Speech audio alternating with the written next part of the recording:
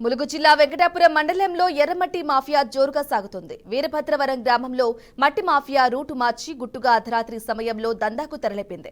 Revenue శాఖ అండదండలతో agency సహజ సంపదను కొల్లకొడుతూ సొమ్ము చేసుకుంటున్నారు. ఇసుకను అక్రమంగా తరలించేందుకు గోదావరిలో కిలోమీటర్ల మేర రోడ్లు వేస్తున్నారు అక్రమార్కులు. జిల్లా కలెక్టర్ స్పందించి మట్టి మాఫియాకి అడ్డుకట్ట వేసి అక్రమార్కులపై చర్యలు తీసుకోవాలని గిరిజన సంఘాలు, స్థానిక ప్రజలు డిమాండ్ చేస్తున్నారు. ఇటీవల కాలంలో చూసినట్లయితే నూతనంగా ఇసుక క్వారీలు మంజూరు కావడం జరిగింది.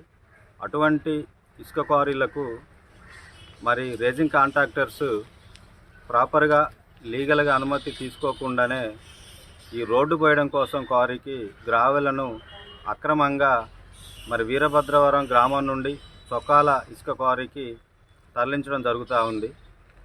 ఒక వారం రోజుల నుండి ఈ ప్రక్రియ జరుగుతూ ఉంది.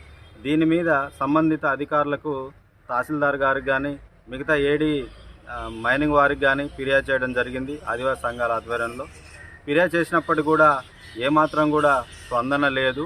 యథావిధి తదారాజ యథాప్రభ అన్నట్టుగానే వ్యవహార శైలి ఉంది.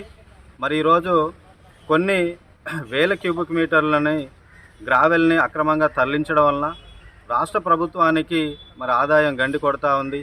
ఏజెన్సీ ప్రాంతంలోని వీరభద్రవరం గ్రామం నుండి చొక్కాల గ్రామం వరకు అక్రమంగా గ్రావెల్ను తోలుతున్నారు.